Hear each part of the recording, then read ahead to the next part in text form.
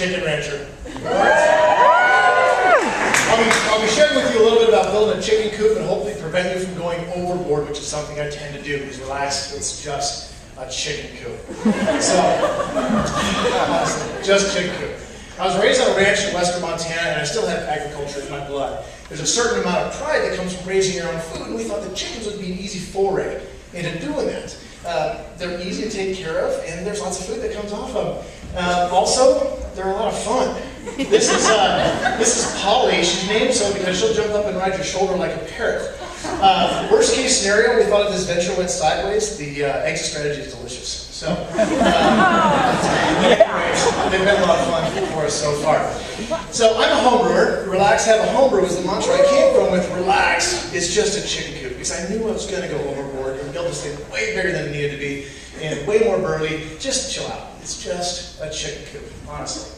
So my goals for this thing, I want the coop big enough that I can get into and clean it out. I want to pick the eggs from the outside, keep the coyotes out, not one of these nice little urban ones. We've got room. Let's build something big enough to go in, right? Because they poop every day. Every day, without fail. Yes. So I contacted the guy that built our house, and I had a $1,000 lumber order with engineered trusses on the way, and I said, whoa, relax, it's just a chicken coop. So we called out the dogs. I said, I'm just going to use the scrap leftover from building a house. Everything else I can get from Habitat Restore. If you haven't been there, it's a great place. You can get signs, lumber, tools, axle parts, all kinds of stuff. In reality, yeah, not so much. You're going to pick up a few things, but you're going to end up kind of bouncing all over the place. You're going to bang into lots of different stores, including Ace Hardware, Home Depot, Lowe's.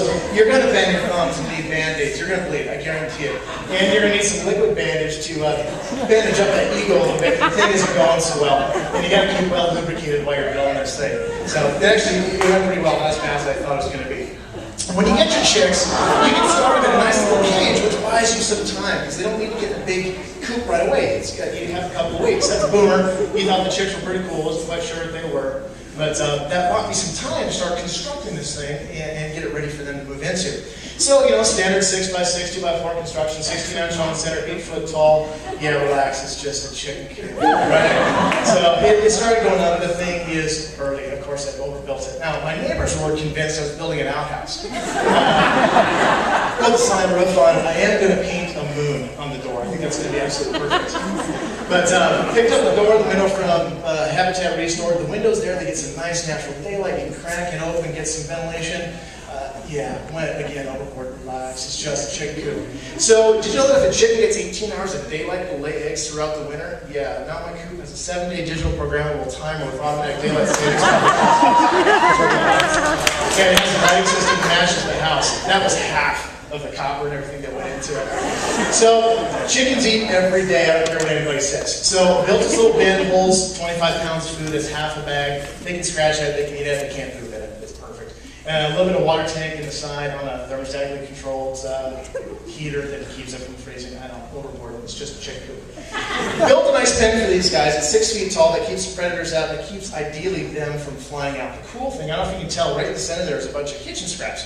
We don't have a compost bin, we have living composters. We get stuff out of that coop every single week that goes in the gardens. Built the nesting boxes that can jump up from inside, but when my wife and I come home dressed up from work, we can pick the eggs from outside with a nice hinge lid. It works out pretty well. And you don't have to train the chickens, they jump right up in. It was absolutely amazing. So, I think see she's happily, well, not really happy when we take a picture. Takes about 20 weeks for them to get to maturity and start laying eggs, but if you do the math, we have 7 hens laying 1 egg a day every day. That's 49 eggs a week. That's a cholesterol party. I can't eat that many, so our friends are getting lots of eggs. If you want to go completely overboard, there's a website dedicated for you. You can buy fancy chickens, fancy coops, and fancy pens. That's chicken diaper. They can walk around your house without crapping on your carpet. Anyway, not my style. So that's barn cat number 2. For the first 6 months of his life, he was absolutely convinced he was a chicken and he'd hang out inside the pen with him. Now, the reason he's numbered is we live in the country. You never know how long they're going to last. It also helps the coyotes keep score. So he's still around us a lot this morning. Future additions, relax, just a chicken coop. Thermostatically controlled ventilation system with roofers and a draft fan. Got a nice metal roof, and I still need to finish the electrical. Right now, literally, I have an extension cord running to it to run all that stuff. Put a nice panel in. Yeah, relax, man. It's just a chicken coop. So, thanks for the presentation. If you want to follow me on Twitter, it's Haas. This is Clyde on Rooster, giving you the high sign. Thank you.